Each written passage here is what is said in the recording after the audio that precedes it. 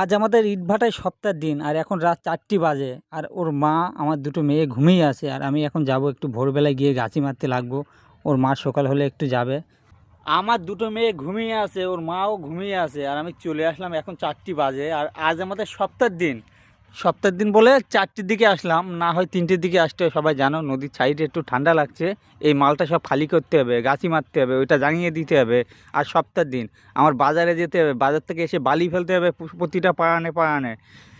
কি করব, এত রাতে যদি আর 4টির সময় যদি ছুটির দিন না আসি তো আজকে রেস্ট পাবো না। কিন্তু একা একা রাত 4টির সময় এসেছিলাম, এসে গাছি মারছিলাম, সবাই জানো তো। আমাদের কচির মা আমার জন্য পিঠা বানিয়ে আনলো, দেখো এই যে রাতে বানিয়েছিল নিয়ে আসলো। তো আমি এসে এখানে দেখো সসাল করে না এমাথা ওমাথা টেনে রাখলাম, কারণ আজ আমাদের সপ্তাহের দিন। এই মালটা ফুল গাছি দিতে হবে, এই মালটা জাঙিয়ে দিতে হবে, আবার ওই সাইডে একটা পানের মালটাও গাছি দিতে হবে। আমার বাজারে যেতে হবে, বালি ফেলতে হবে। তো আমি সবাইকে বলতে চাই, ক্যানিং ডাইবন হামরা আমাদের বসিরহাটে যেসব মানুষ আমার ভিডিও দেখছো এই মুহূর্ত, সবাইকে বলতে চাই ছোটো ভাইকে সাপোর্ট করো। আমি তোমাদের বাড়ির ধারের ছেলে।